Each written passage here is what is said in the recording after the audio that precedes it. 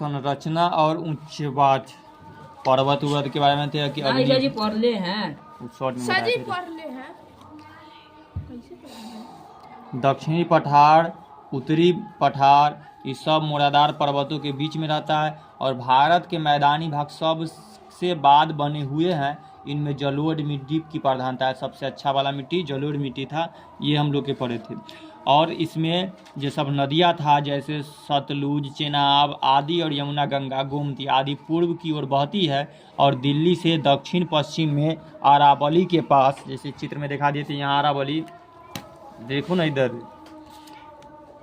अरावली की ओर बहती है और आसपास के क्षेत्र वर्षा की कमी के कारण यहाँ शुष्क रहता है, जिसकी वजह से इलाका पूरा राजस्थान वाला थार मरुस्थल बन जाता है और वह क्षेत्र मरुस्थल में परिणत हो जाता है। इसे हम थार मरुभूमि के नाम से जानते हैं। यहाँ के इलाके को अब भौतिक विभाग यानी कि इसको कई भागों में बांटा गया है। कुछ इलाका को पठार, कुछ को मैदान, कुछ को मरुस्थल, कुछ को द्वीप वाला।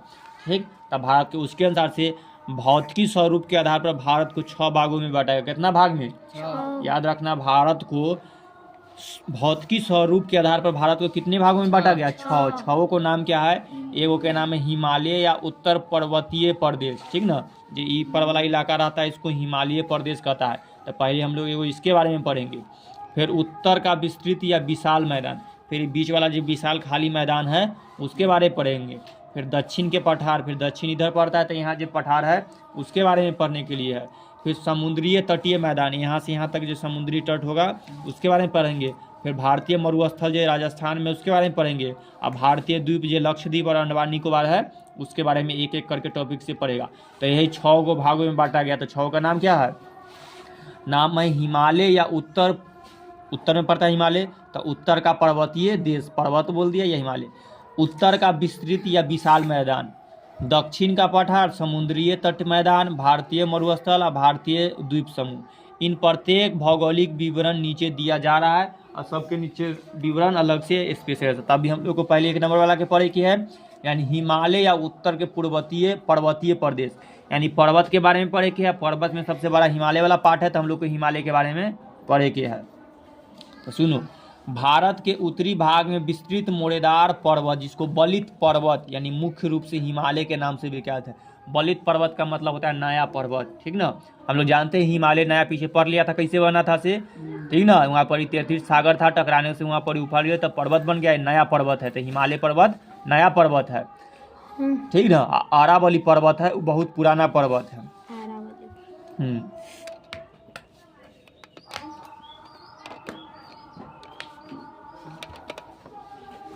तो देखो, अब हिमालय पर्वत के नाम से, तो इसको मुख्य रूप से क्या नाम है? हिमालय के नाम से विख्यात है, मतलब हिमालय के नाम से प्रसिद्ध है। पश्चिम में सिंधु नदी, हिमालय पर्वत अगर हम लोग यहाँ देखते हैं तो इधर पश्चिम में सिंधु नदी और पूर्व में ब्रह्मपुत्र नदी के बीच चाप या तलवार की तरह फैली हिमालय। अब रख दो, अंतिम चेक करेंगे। ठीक है, चाहे यहाँ रख दो, कहीं बैठ जाओ, ध्यान से सुनो। यहाँ का देखो, तो पश्चिम में सिंधु नदी, हिमालय पर्वत यहाँ दिखाई देता है, तो पश्चिम में कौन सा नदी? सिंधु नदी। ठीक, और पूरब में देखते हैं तब ब्रह्मपुत्र। देखो यहाँ हिमालय पर्वत कितना बांटा है ना, यहाँ से इधर पश्चिम होता है तो इधर सिंधु नदी भाग रहा है, इधर से इधर पूरब के तरफ तो इधर ब्रह्मपुत्र। अगर देखेंगे तो सिंधु नदी ऐसे निकल कर जाता है, जनी से ब्रह्मपुत्र नदी ऐसे ऐसे हुई तो ऐसे ऐसे होकर के नीचे बंगाल की खाड़ी में आकर के गिर जाता है।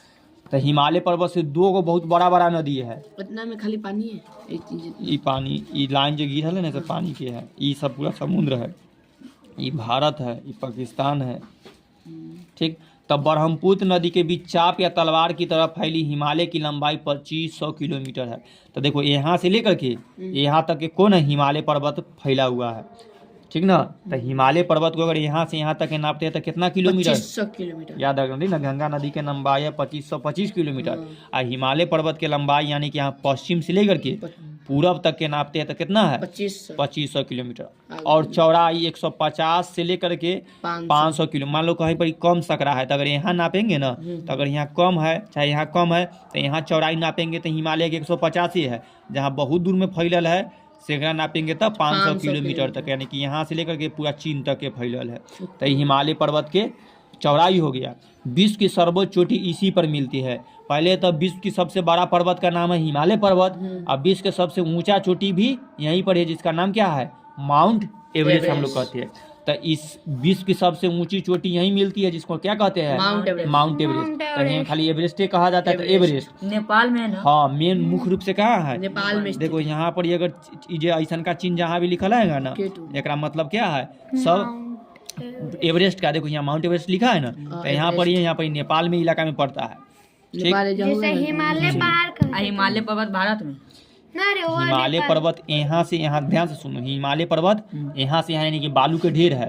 तो कुछ इलाका भारतों में है, नेपालों में, चीनों में है, तो वो एगो देश में न है। लेकिन ऊपर जो सबसे बड़का टिल्ला है इतना दूर में, सेकर टिल्ला का नाम न, ओकर नाम है माउंट एवरेस्ट, जे कहाँ वाला इलाका में पड़ता है? तो नेपाल में पड़ता है। ठीक ना? तो इसको सबसे बड़ा सर्वोच्च चोटी का नाम है एवरेस्ट, जो कहाँ पर ही कौन देश में पड़ता है? नेपाल में। नेपाल से। और नेपाल में माउंट एवरेस्ट को क्या कहा जाता था? सागर माथा कहा जाता है, याद रखना। सागर माथा। हम लोग जिसको माउंट एवरेस्ट के नाम से जानते हैं, उसको नेपाल में क्या कहते हैं? सागर माथा। ठीक ना? तो सागर आई। सागर आ माथा। ठीक, तो ये नेपाल में इसका नाम क्या है? सागर माथा। आई माउंट एवरेस्ट का ऊंचाई कितना है? 8,848 मीटर। सोझे मीटर में है, किलोमीटर ना है ये। तो कम होगा मीटर से। किलोमीटर 1000 से भाग करेगा तो 8 किलोमीटर हो जाएगा। आगे देखो, इस पर्वतीय भाग की औसत ऊंचाई 6000 मीटर है। यानी कि पर कई गो पर्वत है? काराकोरम, कैलाश और कंचनजंगा। हाँ ये पर नहीं, हिमालय पर्वत पर। तो इस सबको नापा गया, एवरेज निकाला गया, तो इनमें से कम बेसी देखे 6000 करके। देखो इनमें चित्र दे दिया है या नीचे कर दिया है। K2 देखो, भारत में सबसे बड़ा पर्वत जो होता है चोटी, K2 है, जो यहाँ पर है चिन्ह, जिसको गार्डविन ऑस्टिन। दूसरा कोई ना फाना होगा अभी तक। चला गया। ऑस्टिन है ना दूसरा। अरे माउंट एवरेस्ट पे चल गए तो ना। अगला सुनो, यहाँ पर एक कंचनजंगा खाली के लिख लिया है ना, तो इसका मतलब क्या है? कंचनजंगा। देखो एन से लिखिएगा तो नंदा देवी एगो पर्वत है, यहाँ पर ही कहीं एन लिखल खोजो, यह है ना, तो यहाँ पर ही नंदा देवी पर्वत है। ठीक, या काराकोरम पर देखो, K2 पर्वत, काराकोरम पर्वत, नंदा देवी पर्वत, ध से धौलावीरा होता है, तो धौलागिरी पर्वत, यहाँ पर ही कंचनजंगा, ग से एगो और पर्वत है तो गौरी शंकर पर्वत है। इस तरह से यहाँ पर पर्वत के बता दिया है कि यहाँ पर एक लाइन से बहुत सारा पर्वत है। झांसी की रानी। अगला सुनो, हिमालय के उत्तर में, अगर हिमालय देखे था, इसके उत्तर में भारत के सीमा में 3 और समांतर पर्वत श्रेणी मिलती है, जो जास्कर श्रेणी, लद्दाख श्रेणी और काराकोरम श्रेणी के नाम से है। तो हिमालय पर्वत पर कै गो श्रेणी है पहले बताओ? 4 गो। वो दिन इथन का शॉर्ट में पढ़े थे हम लोग ये वाला। ठीक ना? तो हिमालय पर कैलाश को ना काउंटिंग न किया जाता, हाँ इसीलिए। तो इसीलिए जास्कर, लद्दाख और काराकोरम श्रेणी। तब पश्चिमी जास्कर और लद्दाख श्रेणी के बीच सिंधु नदी का पश्चिम प्रवाह होता है, यानी कि जास्कर और लद्दाख श्रेणी के बीच में क्या निकलता है? सिंधु नदी। और काराकोरम श्रेणी में विश्व की द्वितीय सर्वोच्च चोटी गार्डविन ऑस्टिन, जिसको K2 कहा जाता है, और गार्डविन ऑस्टिन की ऊंचाई कितना है? 8,611 मीटर। ना समझ में आता है? कहाँ देखने के लिए K2 कहा जाता है ना? यहाँ देखो, सजी हाँ K2 कहा जाता है। तो इसको गार्डविन ऑस्टिन कहा जाता है, शॉर्ट में K2 दूसरा का नाम है। और ऊंचाई कितना है? 8,611 मीटर। विश्व की सबसे दूसरी चोटी कौन है? विश्व की सबसे बड़ी दूसरी, हाँ दूसरी सब K2। ऊंचाई कितना? 8,611 मीटर। पहले सर जी, पहले Mount Everest 8,848 metre, kilometre में। इस श्रेणी को पूरब बढ़ने पर तिब्बत में कैलाश पर्वत है। एक और आगे बढ़कर जाएगा तो यहाँ पर ही कैलाश पर्वत। हाँ तिब्बत मतलब देखो, यहाँ भारत देश है। कुछ समय पहले इतना जो हम दिखा रहा है ना, यहाँ पर एगो तिब्बत देश था और यहाँ पर चीन देश था। तो चीन इसको हपिया करके पूरा मिला लिया था, यहाँ तिब्बत देश था। यानी कि अभी तिब्बत देश खत्म हो गया, ये सब कौन देश बन गया? चीन बन गया। तो यहाँ पर सुनो, पहले यहाँ पर तिब्बत देश है, यही इलाका पर कैलाश पर्वत पड़ता है। तो यही बोला कि तिब्बत वाला इलाका में तो चीन में चला चीन का मिला लिया अपना। तो ठीक, बोलो अब क्या पूछ रहा था? तिब्बत की खाड़ी होता है। हाँ अगला सुनो, तो ये कैलाश पर्वत के नाम से पुकारा जाता है। पहले भारत भूमि का विस्तार उत्तर में कैलाश पर्वत श्रेणी तक था, यानी कि पहले भारत जो था यहाँ तिब्बत तक के सटा, यानी कैलाश पर्वत जहाँ है वहाँ तक के था। और जो भारत का सबसे ऊंचा पठार और लद्दाख श्रेणी से सटा लद्दाख पठार मिलता है, जो भारत का सबसे ऊंचा पठार है, ठीक ना। तो भारत का सबसे ऊंचा पठार में से वो लद्दाख के पठार, जो ऊंचाई 4 किलोमीटर है। धरती पर से नापेंगे तो कितना ऊंचा है, 4 किलोमीटर है। इस पठार पर नदियों का आंतरिक प्रवाह पाया जाता है और उपयुक्त तीनों पर्वत श्रेणियाँ, जैसे हिमालय पार पर्वत श्रेणियाँ हैं, तो ये सब हिमालय रेंज में की तीनों श्रेणी के बारे में देख लिए। अब देखो इस भाग में विशाल ग्लेशियर यानी हिमानी भी है, क्या कि पर्वत है तो वहाँ पर ही बर्फ है तो पिघलबे करेगा, तो सब क्या कहलाएगा, ग्लेशियर कहलाता है। यानी कि यह ग्लेशियर जब पिघलता है शुद्ध भी होता होगा, तब पानी के रूप नदी बन जाता है। तो देखो तो ये ग्लेशियर जैसे कि बल्टोरी और सियाचिन ग्लेशियर, भारत में सबसे बड़ा ग्लेशियरों में से सियाचिन ग्लेशियर है। हम लोग आगे ध्यान से पढ़ना, ध्यान देखो। हिमालय का विस्तार पूर्वी भारत की सीमा पर भी देखा जा सकता है। एकाएक मुड़कर यह उत्तर दक्षिण दिशा में फैल जाता है। ये वहाँ इसके अलग अलग कई नाम है, ठीक ना। तो यहाँ इसके कई नाम है, जैसे एगो नाम है पटकाई बूम, एगो नाम है नागा पर्वत श्रेणी और लुसाई पर्वत श्रेणी। ये हिमालय के मुख्य श्रेणियाँ भले ही न हो पर इन्हें हिमालय का विस्तार माना जाता है, ठीक ना। तो यहाँ पर ये सभी देखा जाता है। हिमालय और इन पूर्वी पर्वत श्रेणियों के बीच ब्रह्मपुत्र नदी का पश्चिमी प्रभाव देखा जाता है। हम जो पीछे पढ़े कि यहाँ पर ये इधर से इधर ब्रह्मपुत्र नदी निकलता है। हिमालय की पूर्वी छोर पर ब्रह्मपुत्र से पूर्व दक्षिण के मुड़ने वाली एक शाखा पूर्वांचल है। यह भारत और म्यांमार बर्मा के बीच सीमा बनाती है। तो यहाँ पर ये जो बनता है, तो ये देखो पटकाई, बूमनागा, आलूसाई सब पर्वत लिखल दिखाई दे रहा है ना। लाइट बार पंखा चला देना, गर्मी ना पंखा का लगना, चुपचाप बैठे रहो, हमको पता है गर्मी लगेगा।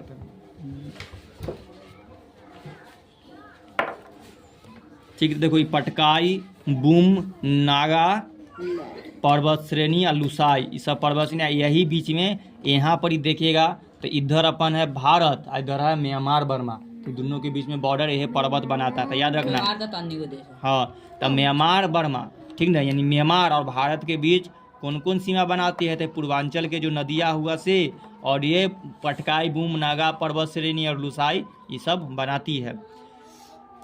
आगे देखो, उत्तर पूर्वी पर्वत श्रेणी मध्य में पश्चिम की ओर बढ़कर मेघालय तक आ गई है, और धीरे धीरे यहाँ पर मेघालय है इधर, तो यहाँ तक आ गई है। यहाँ इसे खासी, जयंतिया और गारो पहाड़िया के नाम से जाना जाता है। याद रखना, ये खासी लेके आना तक खासो पढ़ते हैं, तो खासी, जयंतिया और गारो ये तीनों को क्या है, पहाड़ के नाम है रहता है। ये तीनों पहाड़ी कौन राज्य में पाया जाता है, तो मेघालय में स्थित श्रेणियाँ है, ठीक ना। आ यहाँ पर ये हुलालाला, झिंगालाला वाला पड़ता है, किसको कहे, जनजाति आदिवासी जो लोग हुआ वो लोग का नाम भी है। तो वहाँ पर ये 3 गो जातियाँ पाई जाती हैं, जनजातियाँ, ठीक ना, आदिवासी लोग। कौन कौन जनजाति, खासी जनजातिया और गारो। तो गारो खासी जनजातियाँ, हाँ। तो इस तरह ये पहाड़ों के नाम है, ठीक ना। वहाँ पर छोटा छोटा पहाड़ है, पहाड़ 3 गो पहाड़ बहुत मेन पहाड़ है, लेकिन ठीक ना। तो खासी, जनजातिया और गारो, ये पर न बहुत सारा आदिवासी लोग रहता है। जे पहाड़ पर जे आदिवासी रहने लगा उसको वही जाति से पुकारे लगा। जैसे गारो पहाड़ पर रहा है तो उसको गारो जनजाति कहा लगा, खासी पहाड़ पर रहा ना तो उसको खासी जनजाति, आज जनजातिया पहाड़ पर रहा तो इस तरह से 2 दिन रहेगा, 2 दिन बहुत रहता है। मतलब एगो गारो तो सब जाएगा, कथी मतलब एगो कोई रहेगा गारो तो सब जाएगा ना, वो पूरा जाति को कहा, जैसे तू यादव जाति के कहलाता है, वैसे जाति है, यानी कि जनजाति यानी कि आदिवासी लोग है, ठीक ना। तो यहाँ से रहता है कि हिमालय के 3 गो मुख्य पहाड़िया श्रेणी का नाम क्या है, तो खासी, जनजातिया एवं गारो पहाड़िया। ये हो गया हिमालय पर। यह रहता है कि खासी, जनजातिया, गारो ये सब जनजातियाँ कौन से राज्य में रहती है, तो हिमालय के मुख्य भाग में रहती है। इतना आगे देखो, उत्तर पूर्व के पर्वत श्रेणी में सटे पड़ोसी देशों में अनेक पर्वत श्रेणी मिलती है, जैसे कयूनाकुल, अराकान, उत्तर पश्चिम में हिमालय दक्षिण की ओर मुड़ा हुआ है। वहीं एशिया की प्रसिद्ध पामीर ग्रंथ यानी गांठ जो संसार की छत के नाम से प्रसिद्ध है, ठीक ना। तो इसको ग्रंथ लिखा है या गांठ, इसको पठार पढ़ लेना। तो इसको पामीर का पठार कहा जाता है। संसार की छत किसे कहा जाता है? तो पामीर की पठार को, ठीक ना। तो यहाँ से ये याद रखना है, ये भी कहाँ पर हिमालय वाला इलाका में पाया जाता है। तो हिमालय के दक्षिणी ओर पर मुड़ा हुआ एशिया का सबसे बड़ा पठार है जिसका नाम क्या है? पामीर की पठार, ठीक ना। ये अपना भारत के इलाका में भी फैला हुआ है, वहाँ पर है ये। और इसको संसार की छत कहा जाता है, ठीक ना।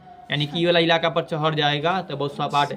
तो संसार की छत किसे कहा जाता था? पामीर की पठार को। आगे देखो, हिमालय का निर्माण टेथिस सागर से जमे हुए अवसरों से हुआ है। मतलब परे हिमालय पर्वत का निर्माण कैसे हुआ है? टेथिस सागर से, क्योंकि उससे पहले वहाँ पर क्या था? एक बहुत बड़ा सागर था जिसका नाम क्या था? टेथिस सागर। तब भारतीय भूखंड प्लेट जब उत्तर की ओर सिरक करके उत्तरी भूखंड प्लेट से टकराया तो दोनों भूखंड के बीच तलछटी छटने पर मुड़कर उठ गया, जिससे हिमालय का निर्माण हुआ। और इसे निर्माण में लाखों करोड़ों वर्ष लगे हैं, ठीक है। तो इसका निर्माण बनने में, हाँ, यानी कि हिमालय पर्वत को बनाने में लाखों करोड़ों वर्ष लगा है। जैसे पर्वत तलछटी था, धीरे धीरे टकराया तो ये देखो अनगिनत अभिनेत हुआ और उठ करके पर्वत बना। तब मुर्दार पर्वतों का निर्माण इस तरह से हो गया। देखो ये सब बराबर था ना। आई देखो एक उठा तो ये उठ न गया, शॉर्ट में समझ। आगे देखो, मुख्य हिमालय सिंधु और ब्रह्मपुत्र की सरकरी गहरी घाटियों के बीच स्थित है। यह 3 समांतर श्रेणियों से मिलता है, ठीक ना। तो यहाँ के बारे में दिखाई दे रहा है 3 समांतर, याद रखना। एक का नाम है हिमाद्री जिसको उच्च हिमालय कहलाता है, एगो का नाम है हिमाचल जिसको मध्य हिमालय कहते हैं, और सबसे निचला वाला है शिवालिक जिसको निम्न हिमालय कहते हैं, ठीक ना। तो ये हिमालय पर्वत के फिर 3 पार्ट में, समझ में आ रहा है ना। तीनों पर्वत के नाम कौन कौन रखा गया है? हिमाद्री पर्वत, जो सबसे ऊंचा पर्वत है उसको हिमाद्री पर्वत रखा गया है, यानी कि उच्च हिमालय। जो का से कम वाला है उसको मध्य हिमालय या हिमाचल रखा गया। जो सबसे छोटा वाला है उसको शिवालिक पर्वत कहा गया। तो शिवालिक के अंतर्गत छोटा वाला आता है। अब ध्यान से देखो, तो 3 समांतर श्रेणी रखा गया है, हिमाद्री, हिमाचल और शिवालिक। हिमाद्री में देखो हम शॉर्ट में तक नहीं बता दिए, ऊंच मध्य नहीं, तो हिमाद्री सर्वोच्च श्रेणी है। सर्वोच्च मतलब सबसे बड़ा श्रेणी है। इस सबसे उत्तरी श्रेणी भी यही है। भारतीय सीमा में इसकी प्रमुख चोटियाँ ये है। तो देखो भारत की सबसे ऊंचा वाला में है और सबसे प्रमुख श्रेणी में देखो पर्वत के नाम रखना। तब पूछेगा कि नंगा पर्वत कौन सा श्रेणी में है? तो हिमाद्री पर्वत श्रेणी में, ठीक ना। तो देखो हिमाद्री में कौन कौन है? नंगा पर्वत। नंगा पर्वत की ऊंचाई कितना है? 8,126 तो दूसरे जमाना से पढ़ा है कि 8,000 ये 8,1200 है, 126। तब आई कौन सा राज्य में फैलल है? तो लद्दाख में। तो नंगा पर्वत की ऊंचाई जाओ 81 न बोल रहा है 81 कौन से राज्य में? लद्दाख। उसी तरह दूसरा पर्वत के नाम है नंदा देवी पर्वत। इसका ऊंचाई कितना है? 7,817 मीटर, ठीक ना। उत्तराखंड में। कौन से राज्य में? उत्तराखंड। अगला देखो कंचनजंगा, एक ऊंचाई कितना है? 8,598 मीटर, ठीक। कौन कौन राज्य में पड़ता है? तो सिक्किम और नेपाल के सीमा पर। तो स्पेशल कंचनजंगा कौन से राज्य में है? तो सिक्किम नेपाल। देखो सिंधु, तो ये क्या पढ़ लिया? कै गो पर्वत पढ़ा? 4 गो पर्वत देखना लिया। तो ये 4 पर्वत कौन में है? हिमाद्री में रहेगा। कंचनजंगा पर्वत कौन से हिमालय में आता है? हिमाद्री हिमालय में काउंट होता है। नंदा देवी हिमाद्री। एगो छुट्टी आ गई, कामेत न बोले, कामेत। और ये कामेत पर्वत कितना ऊंचा है? 7,756 मीटर, उत्तराखंड। उत्तराखंड में है। नंदा देवी भी उतरे। इस तरह से हो गया। अब देखो हाँ कंचनजंगा सिक्किम में। सिंधु, सतलज, गंगा, यमुना, कोसी, ब्रह्मपुत्र नदियों का उद्गम यही हिमाद्री हिमालय से निकलता है। यानी यह जो बड़का हिमालय है, ये जपड़ी है ना, यही हिमालय से सब नदी निकलता है। इसीलिए रहेगा कि सिंधु नदी का उद्गम के मतलब वहीं से गंगा नदी निकल के आती है, या सिंधु नदी। तब बोलेंगे कि सिंधु नदी कौन से हिमालय से निकलती है? हिमाद्री हिमालय, या इसको उच्च हिमालय से निकलती है। तो सिंधु नदी का उद्गम स्थल कहाँ है? हिमाद्री हिमालय में। सतलज नदी का भी यहीं से, और गंगा नदी का भी उद्गम स्थल कहाँ है? तो हिमाद्री हिमालय में से गंगा नदी निकलती है। यमुना नदी भी यहीं से निकलती है, कोसी नदी भी यहीं से निकलती है, ब्रह्मपुत्र नदी भी यहीं से निकलती है। तो उच्च हिमालय में से 1 2 3 4 5 6 नदियाँ का उद्गम होता है जो बड़ा बड़ा है, ठीक ना। तो सिंधु नदी का, सतलज नदी का, गंगा नदी का, यमुना नदी का, कोसी नदी का, ब्रह्मपुत्र नदी का उद्गम स्थल यही हिमाद्री हिमालय से होता है, ठीक। यह पर्वत है, यह सब पर्वत में से निकलता है। अगला देखो, सियाला, मारपोला, सरेसला, उमासीला, बुर्जीला, जोजीला, मानाला, सिपकीला, जलेपला, नाथुलाला, ऋषिला, बोमीडाला, सेला आदि हिमालय के कुछ प्रसिद्ध दर्रे हैं। इतना जो नाम बोले कि क्या बोले हम? दर्रे हैं। नाम याद है? दर्रा सुना है अभी तक? दर्रा, हाँ। गाय भैंस से खिलाने के लिए अपना लोग दर्रा, ठीक ना। लेकिन यहाँ ये दर्रा नहीं, यहाँ दर्रा का मतलब है कि देखो ध्यान से सुनो क्या कह रहे हैं। दो दर्रा का अर्थ समझो। ये दर्रा का अर्थ है कि दो पहाड़ है, एगो इन्ने बड़का को पहाड़ और एगो इधर पहाड़, बीच में है गौरी जाने का रास्ता है, ठीक ना। तो उसको क्या दशरथ माझी, तो ये रास्ता रहेगा और दोनों साइड से पहाड़ी इलाका रहता है, उसी को दर्रा कहा जाता है। तो ये हिमालय के अंदर में देखो दर्रा है, ठीक। तो दर्रा के देखो सियाला, सबके लास्ट में ला लगा दिया है, इससे थोड़ा पहचानने में चल जाता है, ठीक ना। तो ये सब दर्रा का नाम है। तो सियाला दर्रा, मारपोला दर्रा, चलो ध्यान सुनो, ससेरला दर्रा, उमासीला दर्रा, बुर्जीला दर्रा, देखो इसमें सबसे ज्यादा बुर्जीला दर्रा, जोजीला दर्रा, सिपकीला दर्रा, जलेब जला, नाथुला दर्रा। नाथुला दर्रा तो बहुत फेमस है। ये उत्तराखंड में और नेपाल के बीच में पड़ता है। तो बार बार इमा है ना आगे जाए के रास्ता है नाथुले की, यहाँ जम्मू कश्मीर अभी सिक्किम में आ इमा है ना एक, जैसे देखो कैसे रास्ता दिखाई दे रहा है, तो हिमालय पर्वत के है, तो यहाँ तो रास्ता न है लेकिन ऐसी दर्रा बनल है या सुरंग की तरह, ठीक ना। वहाँ आदमी जाता आता है, गड़ी जाता है, बड़ा बड़ा गड़ी सब। तो ये सब दर्रा है। तो दर्रा के भी नाम दे देखो, बोमीडेला दर्रा, ये सब हिमालय के प्रसिद्ध दर्रे है। गैप्स, ठीक ना। अभी गैप्स का मतलब होता है, देखो तोरा दोनों के बीच में कुछ गैप्स है ना, तो मान लो एगो पर्वत यह है, एगो पर्वत यह है, तो दूगो बैठल है पर्वत, इस बीच में कुछ रास्ता है ना, एम आदमी जा सकता है कि नहीं। तो यही को क्या कहेंगे? दर्रा, ठीक ना। तो दर्रा नहीं, हम सब दर्रा कह देते हैं, लेकिन दर्रे कहते हैं, क्योंकि बहुत सारा दर्रे तो दर्रा भी कह सकता है, हिमालय दर्रा। हाँ, तो देखो ये सब कौन सा पर्वत में है? तो ये हो हिमाद्री में है ये सब दर्रा। और आगे हम लोग पढ़ेंगे, अभी इतने पर है, आगे फिर पढ़ेगा कि ये जो जिला नाथुला इस कौन कौन राज्य में है, ये पढ़े के मिलेगा। अभी खाली दर्रा का नाम याद रखने की सब दर्रा पढ़ा से। हिमाद्री में 6000 मीटर से अधिक ऊंची चोटियाँ और 100 से अधिक है, और ये सभी हिमाच्छादित है, तो ठीक ना। हिमाद्री में कितना चोटियाँ है? तो 6000 मीटर से अधिक ऊंची चोटियाँ एक में आता है।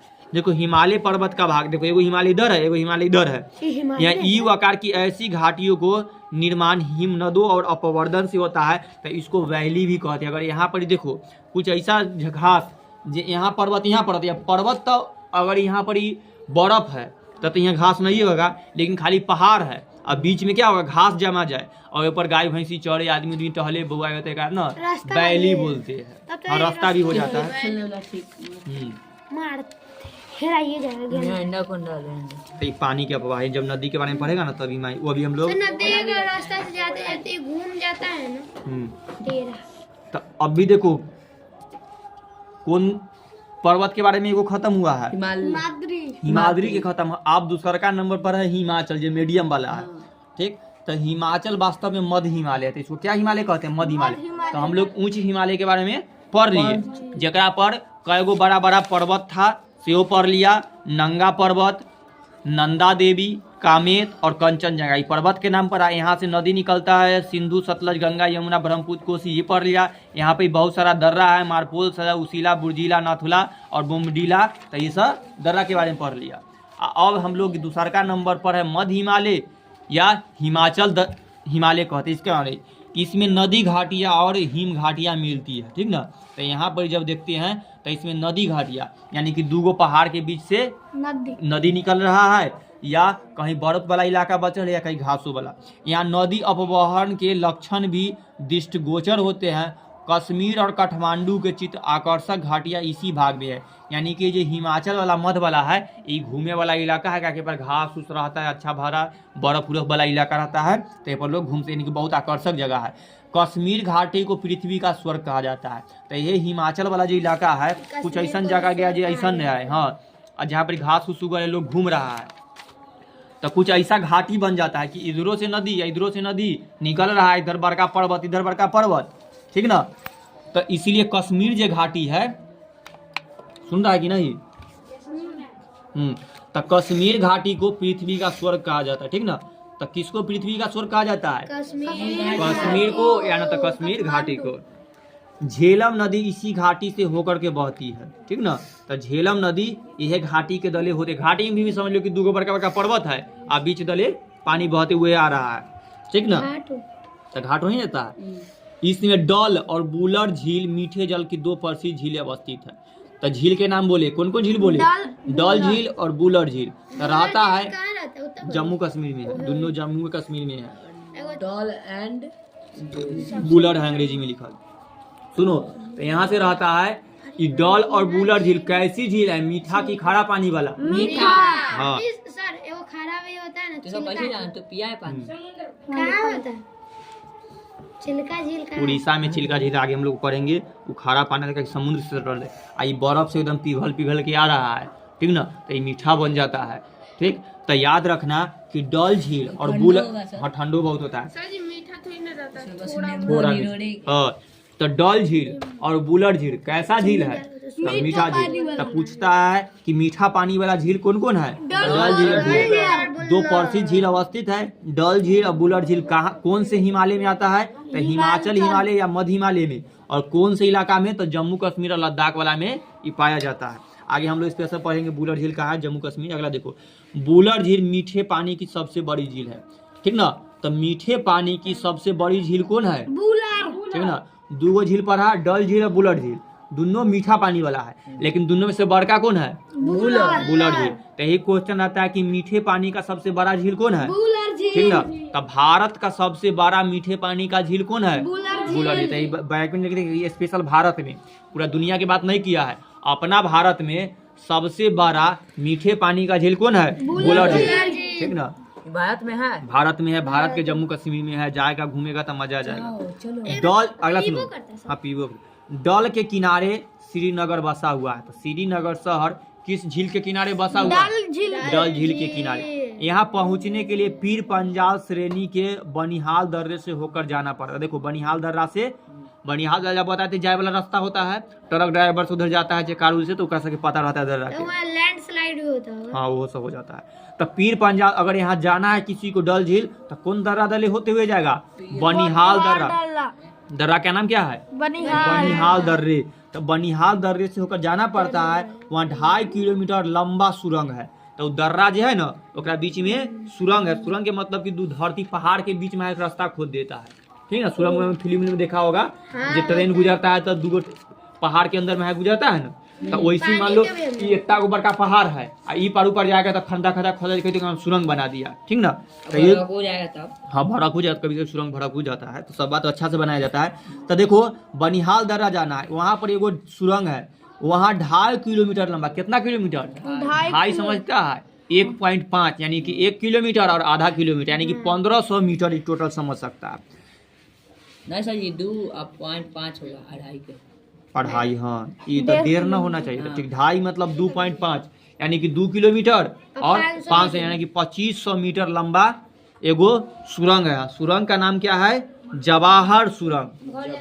सुरंग को अंग्रेजी में टनल कहते हैं, ठीक ना। अभी बहुत समय है, आराम से अगला बनाओ ट्रांसलेशन।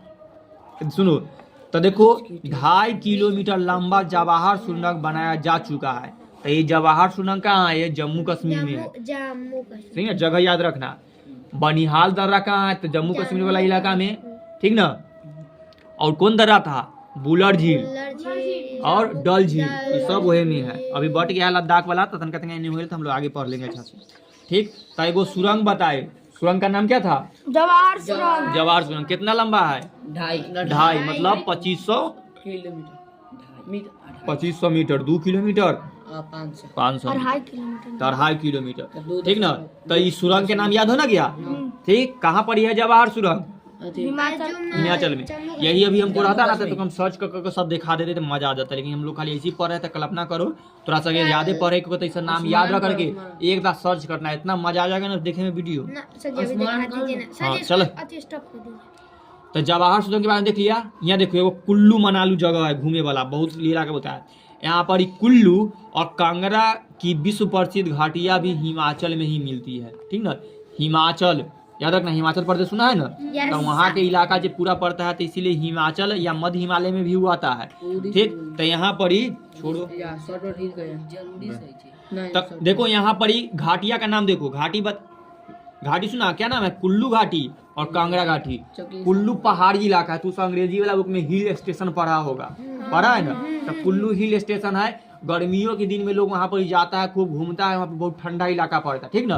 तो अगर गर्मी के दिन में कोई बउआया जाता है तो ये कुल्लू वाला में जाता है, ये बार जवाहर सुरंग में जाता है, बहुत ठंडा। डल झील बुलर झील पर घूमे जाता है, जम्मू कश्मीर में घूमे जाता है। तो कुल्लू मनाली जो बार बार सुनता है, तो यही से जगह है। तो यह घाटी है जो बहुत प्रसिद्ध है, ठीक ना। कौन जगह बोली है? कुल्लू और कांगड़ा, जो विश्व प्रसिद्ध घाटियाँ है जो हिमाचल में ही पाई जाती है। देखो यहाँ पर जगह नाम याद रखना, यहाँ पर धर्मशाला है, ये धर्मशाला उत्तराखंड में है। डलहौजी शहर है, शिमला शहर है, मसूरी शहर है, नैनीताल शहर है, दार्जिलिंग शहर आदि विश्व प्रसिद्ध पर्वतीय नगर यानी कि पर्वत वाला नगर है।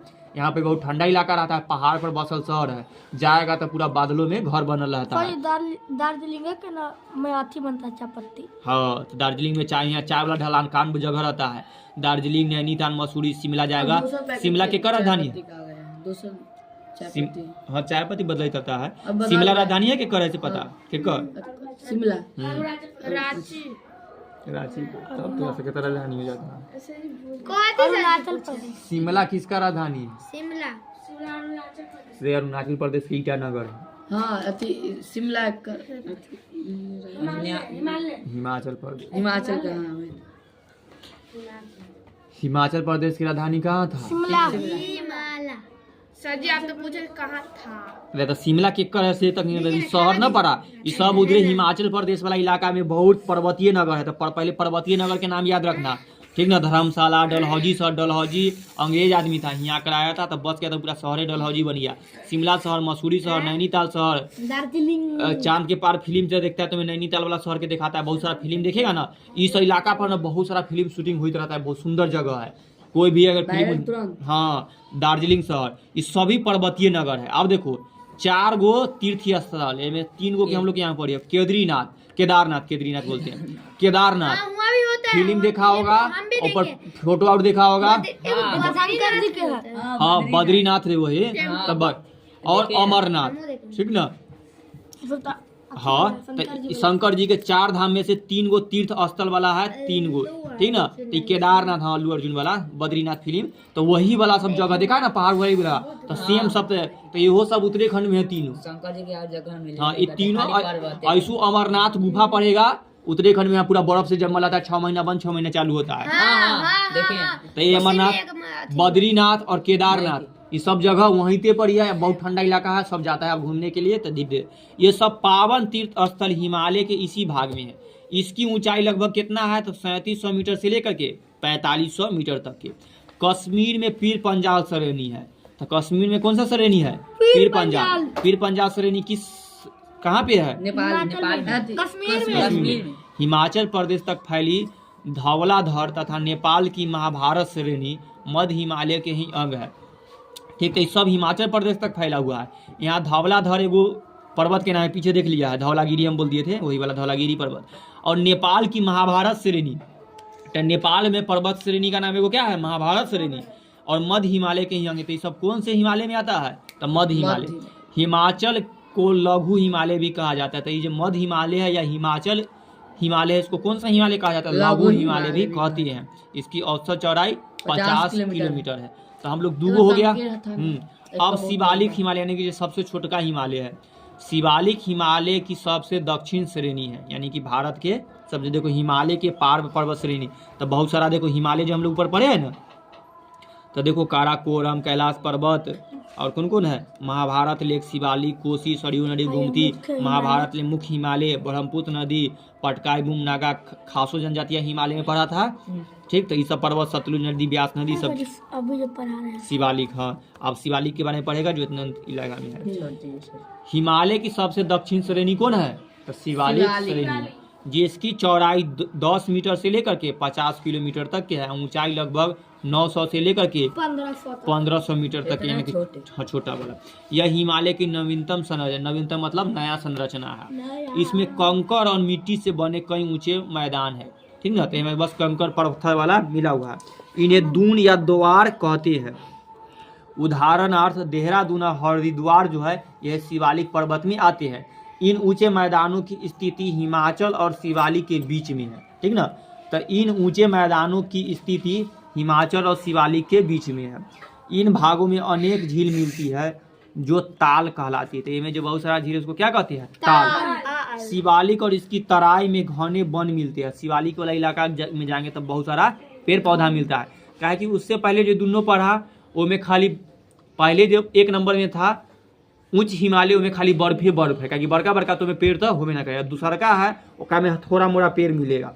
और ये जो शिवालिक वाला है एक में ज़्यादा बर्फ न है, ज़्यादा पर्वत न है, छोटा छोटा पर्वत है, तो इसमें बहुत सारा पेड़ पौधा हम लोग को मिलता है, तब बहुत घना घना पेड़ मिलता है। शिवालिक की चट्टानें कमजोर है। इस शिवालिक पर जितना चट्टान है से कमजोर है और भूसंकलन होता है। भूसंकलन के कहीं धंसना धंस जाता है। ठीक ना, यानी कि ढौटी बहुत लगता है।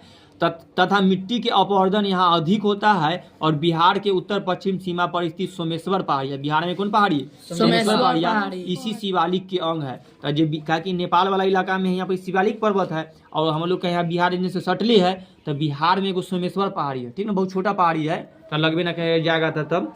तो इस सोमेश्वर पहाड़ी किस हिमालय के अंतर्गत आती है, तो शिवालिक हिमालय के अंतर्गत आती है। तो शिवालिक के बारे में आप देखो कौन कौन पर्वत यहाँ पर है। हिमालय भारत की प्रहरी ही नहीं, प्रहरी का मतलब होता है पहरा देने वाला। तो भारत के जब उत्तर से देखते हैं तो बड़का गो हिमालय यानी कि पूरा घेर करके रख ले, हमारा रक्षा करता है भारत को। तो बोला जा रहा है कि भारत के उत्तर में हिमालय प्रहरी की तरह समान खड़ा है। तो ये में किताब में लेके सिर्फ प्रहरी के समान नहीं बल्कि जलवायु की दिशाओं का भी नियंत्रण करती है। न तो हिमालय पर्वत न रहता तो सब हवा ऊपर चल जाता, तो हम लोग को यहाँ पे वर्षा हवा जलवायु ठंडा गर्म का महसूस सब गड़बड़ हो जाता। मानसून पवनों के मार्ग में खड़ा होकर, यानी मानसून अब कुछ समय बाद जब बहुत गर्मी आ जाएगा तो उसके बाद मानसून स्टार्ट होता है। तब मानसून जो है जो हवा बहता है मार्ग में खड़ा होकर यह उनसे वर्षा कराता है। तो इधर से जितना समुद्र के जो बादल उड़ कर जा रहा था उसको हिमालय पर्वत रोक लेता है। रोक लेने की वजह से सब वर्षा अपना भारत में हो जाता है। अगर भारत में वर्षा होता है तो सबके फसल अच्छा होता है, जिसकी वजह से बहुत जरूरी है हम लोग का हिमालय पर्वत। हिमालय न होता तो उत्तरी विशाल मैदान अस्तित्व में न आता। अगर हिमालय पर्वत न होता जो बादल को रोक लेता, हाँ, मैदान अस्तित्व में न आता। इसकी तलहट्टी में प्राकृतिक गैस और खनिज तेल के भंडार है। और नीचे हिमालय पर्वत के और अंदर में देखने पर जहाँ पहाड़ी इलाका है तो प्राकृतिक गैस है जहाँ से CNG निकाला जाता है, निकालता है कंप्रेसर नेचुरल और खनिज तेल भी है थोड़ा मोड़ा। हाँ, जैसे कि आगे पढ़ेगा चाहे एक बार पढ़ा जाए कि असम वाला इलाका जो पर्वत वाला इलाका है वहाँ से सबसे पहले तेल वहीं से निकलना स्टार्ट हुआ था। तो भारत में ना असम, भारत में असम तो गैस खनिज खरीदता है तो अब ना उतना नहीं निकलता है, बहुत ज्यादा। जितना भारत में इतना आदमी है इतना गाड़ी चलाता है तो उतना नहीं निकलता है, मतलब थोड़ा सा मात्रा में निकलता है। 25 दिन का तेल बचा है।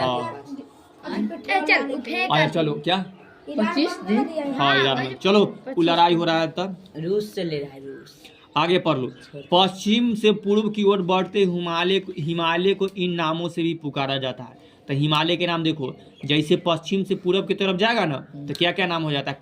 जैसे ई में देख लो, यहाँ पश्चिम से किधर बढ़ना है, पूरब की तरफ, तो इधर पश्चिम है, इधर कहाँ है, पूरब है। तो इधर से इधर आएगा ना तो यहाँ कश्मीर वाला इलाका है तो इसको क्या बोलेंगे, कश्मीरी हिमालय।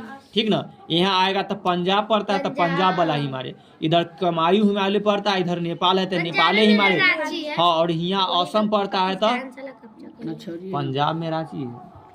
पूजा खत्म हो जाएगा तो दूसरी बात कह देगा, बहुत अगला देखो। तो एक लाइन से चला तो उधर से चला कश्मीर के तरफ से, तो कश्मीर में पश्चिम है तो उधर वाला हिमालय को कश्मीर हिमालय कहा। इधर वाला हिमालय का बगल में चला था पंजाब हिमालय, और बगल वाला में कुमायूं हिमालय जिसमें सतलज नदी और काली नदियों के बीच हिमालय है। और से बगल में आया था नेपाल आ गया, तो नेपाल हिमालय आ गया। वहाँ पे वो काली नदी बहती है जो भारत और नेपाल के बीच बॉर्डर बनाती है। काली पानी, काली नदी, नदी नहीं ना, खाली नदी के नाम है काली नदी। तीस्ता नदी के बीच में हिमालय है। एगो के बाद आगे बढ़ा तो असम हिमालय है जो तीस्ता और ब्रह्मपुत्र नदियों के बीच हिमालय बने थे। असम हिमालय का अब अरुणाचल प्रदेश में है। असम हिमालय भी अब अरुणाचल प्रदेश में फैला हुआ है। तो इस तरह से हम लोग हिमालय के बारे में पढ़े। तो अभी तक के तू सर किसके बारे में पढ़ा? हिमालय यानी कि पहाड़ पर्वत के बारे में देख लिया, देखा ना कि कौन कौन पर्वत है सबसे बड़ा, सबसे ऊंचा पर्वत श्रेणी, कौन कौन नदी कौन पर्वत से निकलता है से देख लिया। सब पर्वत में कौन कौन के कर ऊंचाई कितना है, नंदा देवी के कंचनजंगा कौन राज्य में है से। बहुत सारा दर्रा के बारे में हम लोग पढ़े, जो जिला दर्रा जो समझ गया क्या है, रास्ता पास होता है, आगे जाए वाला आदमी होता है। इधर पढ़ा पृथ्वी का स्वर्ग, झील के बारे में पढ़ा क्या ये नदी में से बर्फ पिघल करके झील बना देता है। तो डल झील, भुलर झील सबसे मीठी जल में काउंट होता है। और भारत के सबसे बड़ा मीठा जल कौन है? भुलर झील वाला झील है। यहाँ पर एगो सुरंग है जिसका नाम है जवाहर सुरंग है। फिर लघु हिमालय शिवालक में इस इलाका पाया जाता है। और यही हिमालय पर्वत के इस तरह से। अब यहाँ हम लोग पढ़ेंगे मैदान के बारे में। अभी माथा दुखा रहा, माथा दुखा रहा। 10 मिनट है।